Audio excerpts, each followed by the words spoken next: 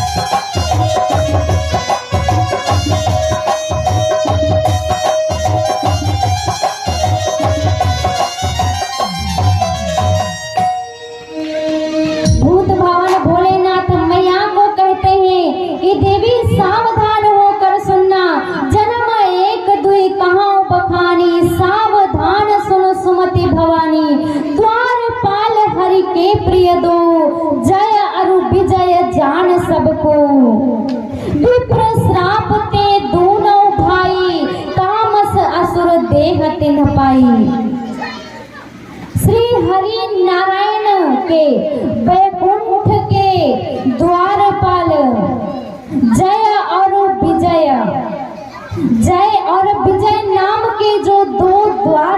थे, एक बार उन्हें अभिमान हो गया। अब देखिए कहते हैं ना कि यदि कोई प्रधानमंत्री का ड्राइवर है तो वो अपने आप को प्रधानमंत्री से कम थोड़ी ना समझता है।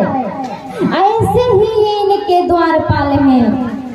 जब ये श्री नारायण के द्वारपाल हैं तो ये अपने आप को नारायण से कम थोड़ी ना समझते हैं। इन्हें अभिमान आ गया कि अरे भाई हम नारायण के द्वारपाल हैं। एक बार होता क्या है, सनत कुमार 4 भाई हैं, सनक, सनंदन, सनातन और सनत कुमार, चारों भाई यहाँ आते हैं बैकुंठ में श्री हरि नारायण के दर्शन करने के लिए। अंदर ये जाने लगे। जैसे ही अंदर जाने लगे कि द्वारपाल खड़े थे दरवाजे पर, रोक लेते हैं। देखिए इन्हें संसार में और पूरे बैकुंठ में, पूरे तीनों लोकों में कोई नहीं रोकता है, लेकिन ये द्वारपाल आज इन्हें रोक लेते हैं, अंदर नहीं जाने देते हैं। कहते हैं आपको यदि कोई काम है तो आप हमें बता दीजिए। अरे हम प्रभु के द्वारपाल हैं, हम प्रभु को बता देंगे। और पहली बात, दूसरी बात तो प्रभु तक जाने का अवसर ही नहीं आएगा। अरे हमें बताइए, हम आपकी समस्या हल करेंगे, हमें कम समझ रहे हो क्या? अंदर नहीं जाने देते हैं। सनत कुमार विनती करते हैं लेकिन फिर भी द्वारपाल जाने नहीं देते हैं उन्हें अंदर। आज ये चारों राजकुमार इन्हें श्राप दे देते हैं। जो ये द्वारपाल थे जय और विजय, इनको श्राप दे देते हैं सनत कुमार। कहते हैं कि जाओ तुम राक्षस हो जाओगे, और वो भी एक जन्म के लिए नहीं, 7 जन्मों के लिए तुम राक्षस होकर पृथ्वी पर रहोगे। भगवान ये सारा दृश्य अंदर से देख रहे हैं, लेकिन जब श्राप दे दिया तब भगवान बाहर निकल कर आए। क्यों? क्योंकि इन्हें अभिमान था अपने ऊपर कि मैं बैकुंठ के निवासी श्री हरि नारायण के हम द्वारपाल हैं, ये अभिमान था इनको। वही अभिमान तोड़ने के लिए भगवान अंदर से बाहर नहीं आते हैं। जब इन्हें राजकुमारों ने श्राप दे दिया तब भगवान अंदर से बाहर आए और ये अब उनके सामने रोने लगते हैं, गिड़गिड़ाने लगते हैं कि प्रभु क्षमा कर दो, भूल हो गई हमसे, क्षमा कर दीजिए प्रभु। भगवान भी विनती करते हैं सनत कुमार से कि इन्हें क्षमा कर दो, ये अज्ञानी हैं, इन्हें इतना ज्ञान नहीं है। लेकिन अब तो ये श्राप दे चुके थे, अब कुछ क्या होगा? कहते हैं अब तो श्राप दे चुके हैं, अब कुछ नहीं हो सकता, लेकिन इसका एक निवारण हो सकता है। कौन सा निवारण है? कहते हैं यदि तुम मनुष्य बनकर पृथ्वी पर जाओगे तो तुम्हें 7 जन्मों तक पृथ्वी पर रहना पड़ेगा, 7 जन्मों तक भगवान से दूर रहना पड़ेगा।